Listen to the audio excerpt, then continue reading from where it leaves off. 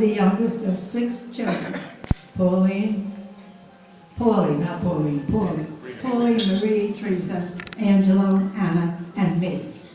My mother told me that I had pneumonia as a newborn, so she baptized me herself right there on 369 Manhattan Avenue.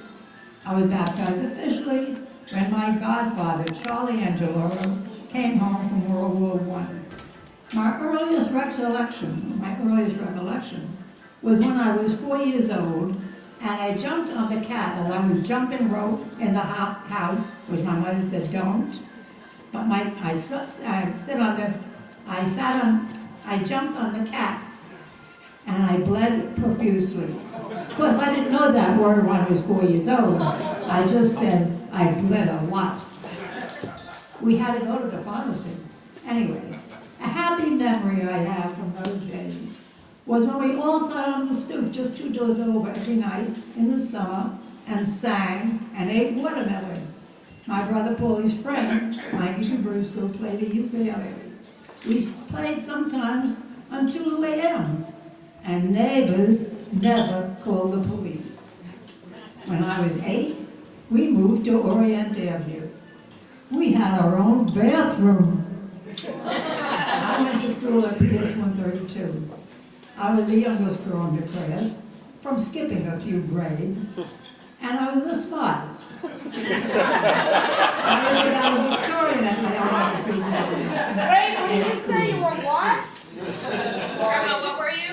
I was the smartest, in case you didn't hear me say that. And I was Victorian. valedictorian. My summer days were spent playing street games. I prided myself on the fact that I could jump higher over the jump rope than any of the boys in the block. We measured, it was 4 feet 2 inches. That's how high I could jump. Every summer, my family and I took a trip up the Hudson on the Hudson River Day Line. My mother packed boxes of lunch. A lot of Paulie and Marie and Teresa's friends came with us. We were a big gang on the boat. It was such a fun time. We were such a happy family. Now I'll start with my saga of getting to know Rita Zirpolo. It all started when I was reading, about 15 years old. And as I remember one night, I was reading by a lamppost. And Nick said, "What are you doing?" I said, "I'm reading, can't you see?" I knew Nick was good looking, but didn't care about his looks because I thought he was just so conceited. He transferred to my high school because he was arriving late every day at his home school, Erasmus School. So he gave his aunt's address and was admitted to my high school. And when he transferred in 1937 to Brooklyn, he immediately named a name for himself on the football team, the baseball team, and in the halls with all the girls. Some of my friends got to know him real well, and one of my friends, Marie Hastilowitz, says to me, "Rita, you're too good for him." And of course I told him that, and from that time he didn't like her. I had another friend, Evelyn Winters, who told me the same thing, also told him. He didn't mind that too much. At 17, I graduated from high school and went to college. Nick stayed in high school because he was trying to get a football scholarship at NYU. And while I was a hunter slaving away, he was still at Groveland in high school, fooling around. He had his friend, Freddie Russo, who thought I ought to be told what Nick was doing when I was that hunter. When Freddie Russo told me, that was the end of our romance, right there. I stopped talking to Nick. He asked me how I knew, and I told him that his friend Russo had told me all about it. So my friends and I would go to the baseball games at Groveland, Cleveland. My friends knew that Nick and I were an item. And there was a dean, Mr. McCaffrey, who was such a nice person. He would say to me, "You like baseball, Rita?" And I would say, "Oh yes, Mr. McCaffrey, I'm crazy about baseball." While I was in the bleachers, my future husband was on the front lines eating cream donuts, getting cream donuts from the girl in the front row, Marjorie Miller. So a long time, our romance was dead. We weren't even speaking to each other. Well, Nick was at Grover Cleveland, he had to quit because, before he could apply for that NYU scholarship, because his family needed him to go to work. We had not been speaking in all of 1936. Then in August 1936, our friend Anthony asked me to walk up the block with him, and there was Nick, who asked me, is there any reason why we can't talk to each other, like friends? That started the big romance again. Nick always said he knew he was going to marry me the first day he met me. I didn't believe that, because he said I wasn't pretty and I was chubby. But just this week, I looked back at my old resume. I've been sending me Valentine's, birthday cards, Christmas cards since 1934, when I was only 14 years old. So I guess maybe he did know that he was going to marry me from the beginning. I was busy toiling at Hunter when Nick went on to a better job, more money, driving big Ronzoni trucks at age 18. People asked why a smart fellow like Nick was driving a truck. My mother asked me the same question. I said he wouldn't always be driving a truck. That I knew. In 1940 we went to war. All our Oriental friends were drafted, not Nick. He was 3A, supporter of his family. In the meantime, he was studying for the fire department or the police department. He was going to be appointed in 1943, but by this time he decided he would no longer stay on the sideline while his friends were all gone to war. He went to the recruitment office just to talk to them about enlisting in the Air Force. He decided to enlist, and unfortunately, found out he was colorblind. Automatically, no Air Force, and automatically his 3A deferment went down to 1A. He spoke to the police department, and they said the job would be waiting for him when he returned from service. Nick went into service in February 1943, and in about 20 seconds, we decided to get married. So on June 26, 1943, we got married. No big wedding, no engagement. People didn't have big weddings then. We had no money. Neither of our parents had any money. So we immediately opened the envelopes we got as a present to pay for the wedding. Fortunately, when I graduated from Hunter, I got a job making $20 a week, which was big money. And I was not the valedictorian at Hunter. After we were married, I visited Nick in August in North Carolina, and what do you think? I came home pregnant. And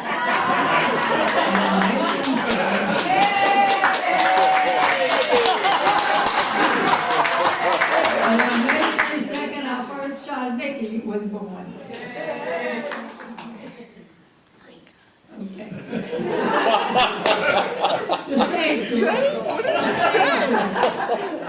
Rita, what did you say? Anyway,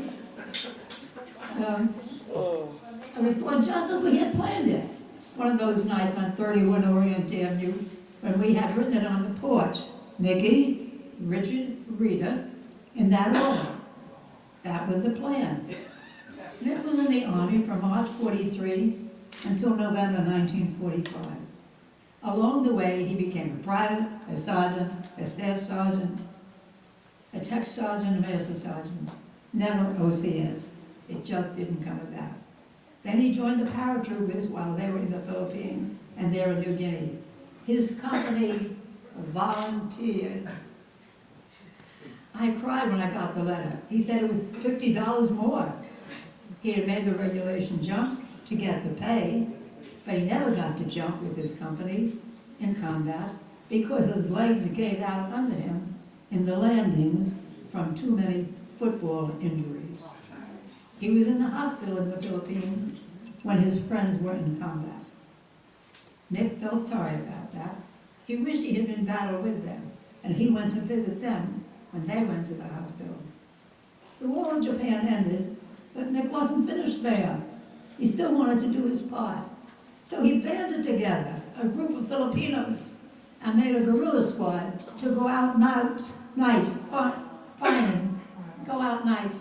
hunting for Japanese who were hiding in the trees. Oh, God. Anyway, that was his contribution to the war. He also was in Tokyo when MacArthur signed the Peace Treaty. And while he was in Tokyo, everybody in our family got kimonos from Japan. In November, in time for Thanksgiving 1945, Nick came home for good. He decided to wait 3 months before reporting to the police department. And in the meantime, on the home front at 31 Doorway Avenue, we fattened him up from 185 pounds to 220. Big mistake. He had to do what he should. I remember, guess what? I was pregnant again. And Richard was born in September. I told my sister-in-law Angie, the hardest thing for me to do was to tell my mother that I was pregnant again in this crowded apartment. What do you think she said? We'll manage, we'll make room. What a person. When we were in Avenue, when we were in Orient Avenue, we were anxious to move out, but my mother and father never once made us feel we were in the way. We began to house hunt. We couldn't save any money with the police department salary at that time. We were at my mother's house until 1947. Nick went out house hunting and came across this little house in Floral Park. It didn't look so little to us at that time, with 4 rooms and an attic. Nick said, I think I found a house. We had to put down $300, which was about all the money we had, except for $1,500, which really belonged to Nicky and Richard from presents they had received growing up. Guess who used it? Nicky and Richard were still in cribs. Kitchen furniture so we could eat, and a bed for us. That was all the money we had. Nick started the job, and we moved into 8541 256th Street in the confines of the city of New York, which was required by the police department at that time. There was a big snowstorm, and we moved into our house on March 10th, 1948. The salary was $39 every 15 days. It went up to $69. We bought an old 99 Chevy from Aunt Virginia, and I learned to drive. I want to talk about that, just about driving. There was no power steering those days, and I used to take Nicky and Richard to the movies while they went to work. And I'd get out of the movies, and there'd be cars on either side of me. I thought, oh my God, I'm never going to get out of here. So by doing this, Nicky says, "Ma, don't you want to put the key in the lock?"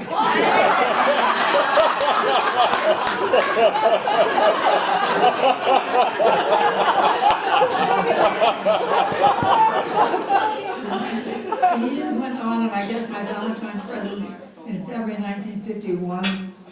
Guess what? I was pregnant. We did it properly again. Rita was born August 9/51, just according to plan. Nicky, Richard, Rita. At that time, Nick was told not to smoke anymore.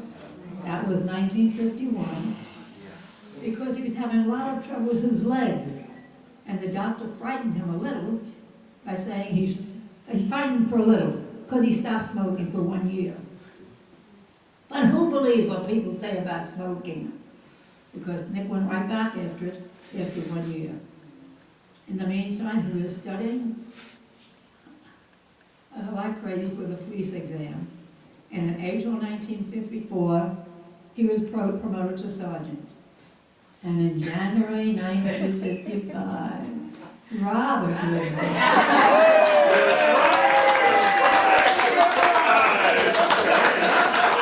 That was not in the plans.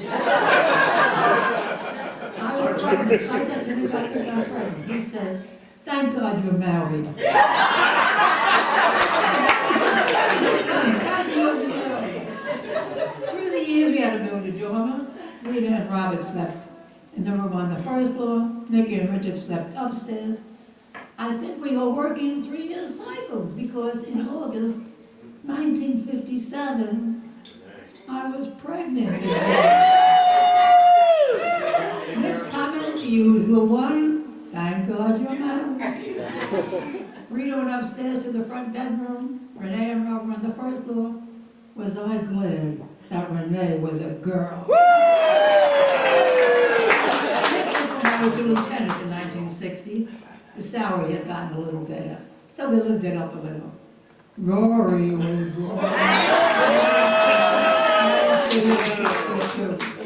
Nick's comment was the same as before. Many things had happened up to our 25th anniversary, and people who were there will remember. This is the best party anyone could ever have. Those who attributed, those who were there, best party we ever had. You remember, it ended with mass at 2 a.m. in our backyard. Such a party. Then we bought cars in 1954, 1962, 1972. We had celebrations. We celebrated the Marvin and John Mancuso 50th wedding anniversary, and John and Francis Zirpolo 50th wedding anniversary. Nicky went to Washington with the spelling bee. Of course, it wasn't all fun and games. Poppy died. Grandma Zirpolo died. Grandma Francis Zirpolo. There were agonies as well as ecstasies. In 1970, Nick was promoted to captain and then deputy inspector and then inspector, all in 18 months. His dream was to one way get the star in his collar, star of chief inspector. There were agonies. Nicky had his accident in 1957. Paulie was going through his own trials, and he died in 1966. Anna had surgery, and she died in 1970. Curly suffered with MS, dying even before Anna. In December 1971, Nick realized he had a problem with his throat. He didn't tell me about it, but he called Sister. He knew his sister would know what to tell him. In February 1972, we took a trip to Florida, and when we came home, there was a letter from Memorial Sloan Kettering Hospital. Nick still hadn't told me anything. It was a Saturday, so I called Sister and asked her if she could tell me what this was about. And she asks me, "What did Uncle Nick say?" I said, "Don't bother, Sister." I knew she was sworn to secrecy. Then Nick tells me he's going to Memorial for biopsy that Monday. And when he comes home, he tells me he's going to have radiation. That was March 1973, the beginning of the end. As I look back on this time, I'm not very proud of myself because I was so pessimistic that I could not be as supportive to my husband as I should have been. After Anna and Paulie and Francis Zirpolo, I knew about cancer. At that time, people with cancer didn't live. I knew Nick was going to die. Not so for Nick. He was going to beat it. He had radiation. 18 months later, a pneumonectomy, finally a laryngectomy. In the medical office, the printed a sign for the doctor says, "Don't count me out." Still thinking he's going to beat this and get that star. Nick was given radioactive implants in his shoulder, which caused excessive bleeding. We were scheduled to go to Florida in February 1979, and that Wednesday, Nick gave me 2 Valentines, which still hang over my desk today. Nick was bleeding. We had to rush to the hospital. and he never came home. He was still saying he wasn't going to die, because that afternoon he said to Rita, "We'll lick this." He died that night. Nick won't be around anymore to handle all those problems that everyone knew he could. Who would take it up? The funeral was most impressive. One side of the church was all policemen. We all did our part. I did a reading. Nicky presented the gifts. Richard gave the eulogy, saying, "This was the best father ever." On our way to the cemetery, every entrance on the parkway was closed. No traffic was allowed onto the parkway while the funeral cortege were passing by. It was such a sad day for all of us. Life had to go on. I still had 2 children home, Renee and Rory, and Nanny had moved in with me. Then in 1980, Renee got married, moved to Albany, and went to law school. Rory was still with me until he went to college. And by the time everyone graduated from college, we had many degrees accumulated: bachelor's, master's, PhDs, JDs. We got to know many colleges and universities. Philip Fordham, Stanford University of Detroit, John Jay, Marywood, Hofstra, College of New Rochelle, Farmingdale, Albany Law, and Fairleigh Dickinson. I sometimes think about Daddy and how he would have loved to go to Albany to watch Renee as a prosecutor in the DA's office. He would have loved to be in Connecticut, flying in the balloon with Robert. He would have loved playing golf with Rita and Richard, wearing those outlandish colorful. He was colorblind. He would have loved to talk to Nicky on so many topics, and talk to Rory about business and going on in Manhattan. I think about my brother Angelo. I remember one time when they were in New York, they took home 30 loaves of Nanny's bread. Everybody remembers Nanny's bread. There's nothing like it. And when they got home to Florida, Rose started to give away a few loaves. That was not why Angelo brought them home. He had a fit. Anyway, Angelo was having his problems with emphysema and had such difficulty breathing. Angelo was the last of the 3 smokers in my family. I wrote Andrew a letter. I told him I wasn't going to get there, but I told my brother the things that I remembered about him, especially his curly hair, and how it curled when it rained, and how he hated anyone to touch his hair. He was so right with Rose. Where are those girls? He was so right with Rose. They were such a right couple together. On October 2nd, 1981, Angelo passed away with all his family around him. How great for them to be there all together around his bedside when Angelo died. Let me add right here now how much we loved Rose and how much she loved our mother. In 1982, after living with me 2 years, Nanny died peacefully in her sleep. Shortly thereafter, Robert LaRocca, after such a short illness, passed away with Sister at his side.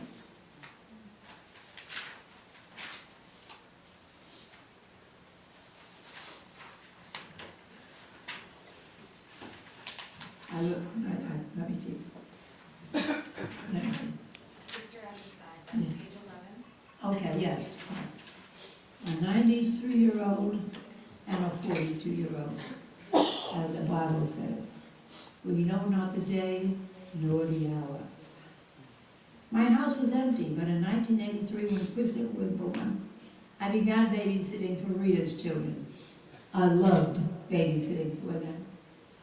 It took my mind off my sorrows when there was no one in the house but me. How I enjoyed being with Christopher and Nico and Greg as they were growing up. how much I enjoyed knowing that Rita needed me as much as I needed her. And when I left Rita's home on Tuesday night, after 2 days of babysitting, the children would kiss me goodbye and go back into the house. And then they would surprise me running out and say, "Grandma, great, one more kiss, one more kiss." One day when I was sitting for Rita,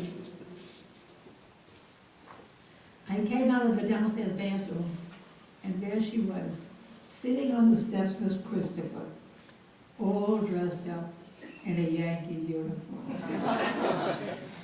Tears, tears. I have memories of Greg when we were singing duets in the car. Patsy Cline. Walking. Greg and I would do duets. I also remember babysitting for Richard's children when Richard and Pat went away. In fact, one time when Sarah was in high school. Come on, come on, come That's another story.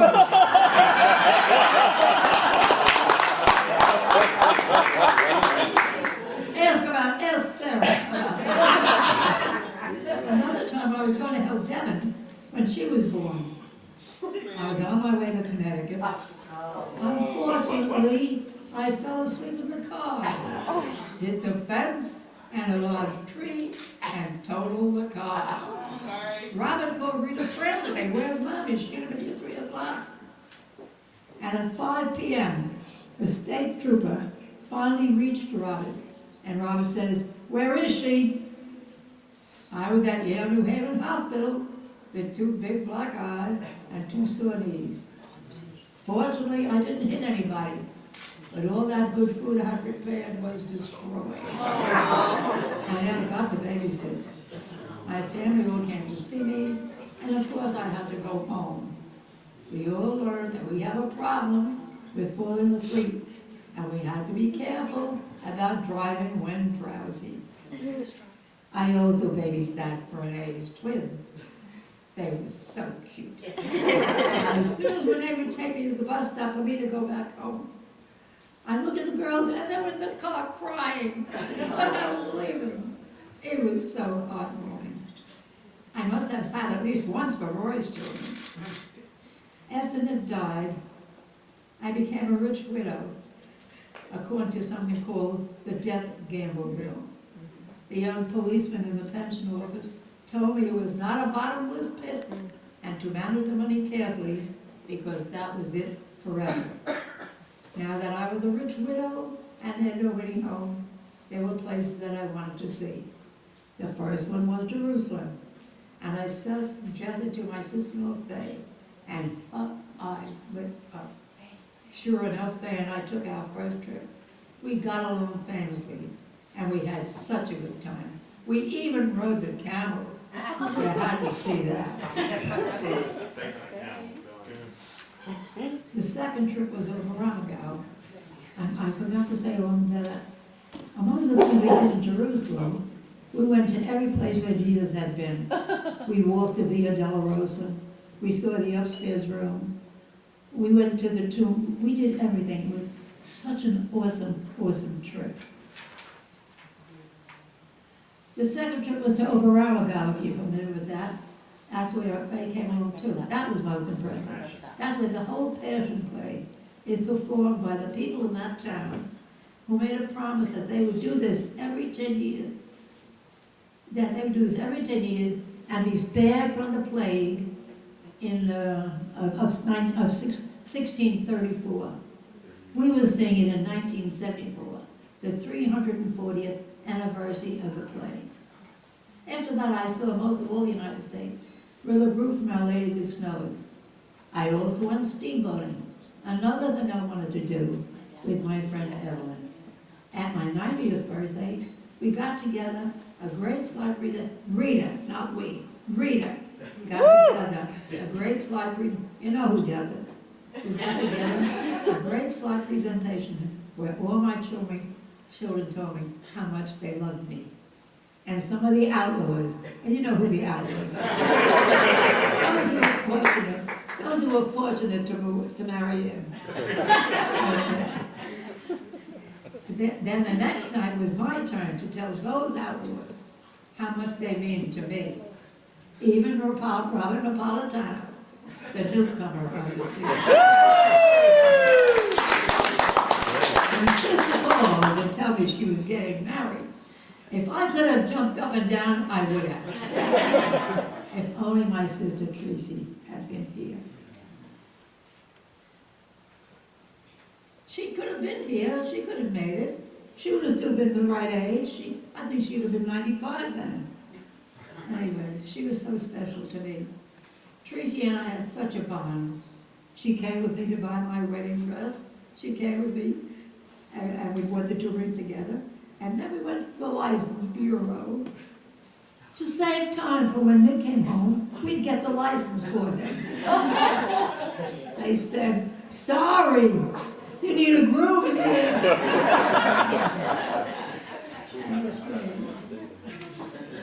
I do miss her so much. I would just love to talk to her on the phone. Every morning we would talk about Johnny Carson. My friend said, why do you call your sister Tracy? I don't really know. I always did love her.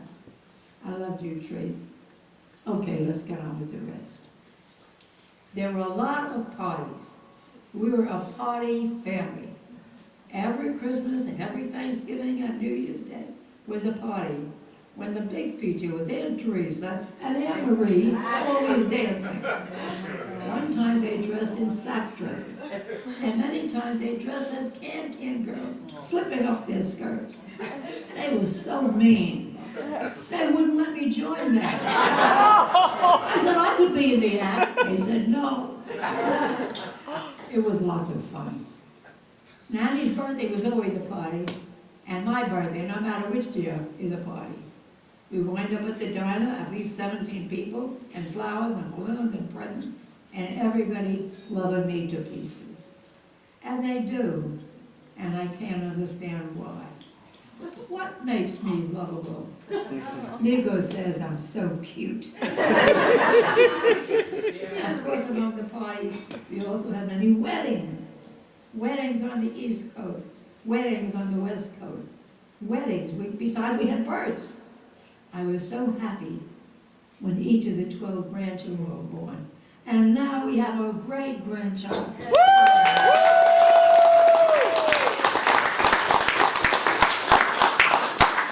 You know what? I'm the last person of my generation left. The last person who died was Charlie Earring. And before that, Kathy Manguso.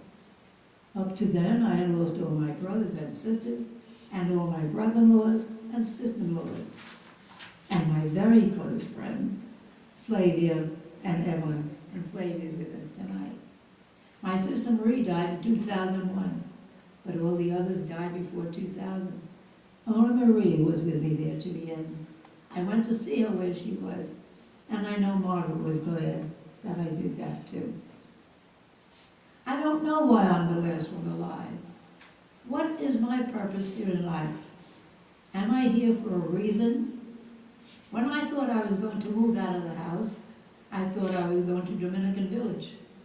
Each time my tenant moved out, I would think, now is the time for me. Somehow or another tenant would move in. That tenant would move, and I would think, well, I'm going to move this time. I had some nice people up there. Nikki Dolan, a blacksmith, was such a nice person. People would say, I have a friend, is your apartment empty? And always somebody had a friend who had a friend. Graceland said her grandson's girlfriend needed a place, and that person told Tabitha got engaged. I already told Rita that as soon as Tabitha moved out, I was moving out too. And in March, Rita called me and says, well, the apartment is empty. Do you think Nico could move up there? And the first thing you know, Nico moved upstairs. I began to think my purpose in life was to stay around until Nico could move in, because when Nico moved in, I met Dan. And she says, Grandma, is it all right if Dan moves in? I said, I won't like it. But I'll see Living in it. sin. Living in sin. Nico, so then Dan moved in, and on July 26th, Dan and Nico got married from our house right here, and they became permanent fixtures. And I think they plan on staying here for quite a while. When they plan to leave, I will leave. But I hope we will be around together for a long time, because I enjoy their company so much. I think maybe that's why I've lasted this long. I've survived everybody else, that possibly there is not so much love given to me that God doesn't want me yet. There are too many people here who still want me to stick around.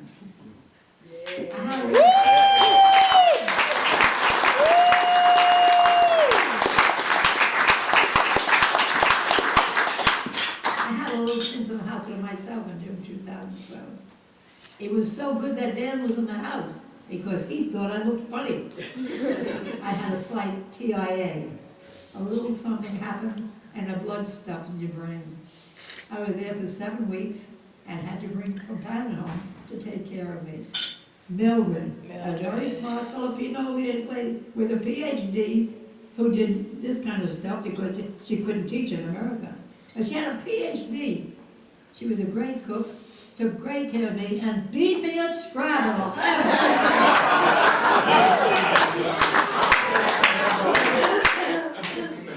There will be people here who will remind me of things I could have talked about.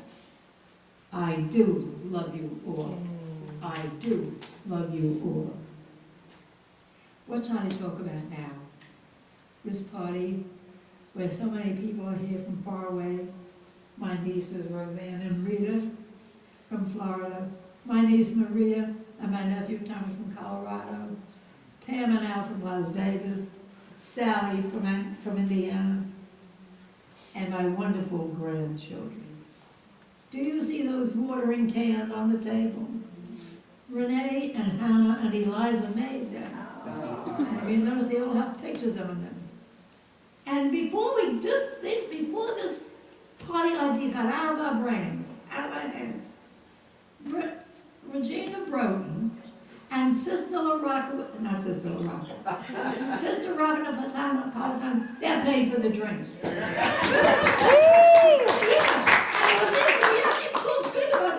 These four are already paid for the drinks.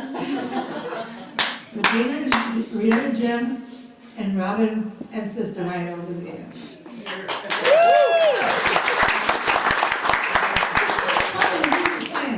Before the party was even planned, the greatest gift of all is my children who are paying for this party.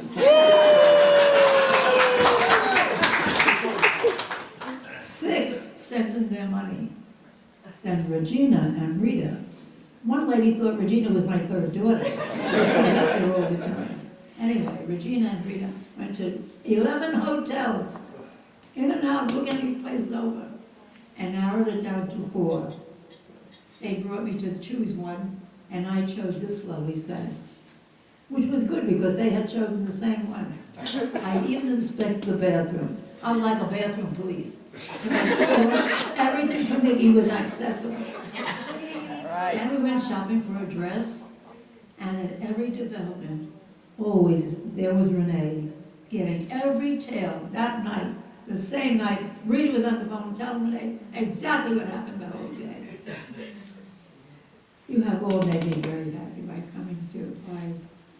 I don't know if there will be another one, but I know this is going to be a great one. Thanks so much for coming. Aunt Rita, Mommy, Grandma, Grandma, whoever I am. Dear friends, I'm signing off. But now, that's my story. I'm sticking around for a while.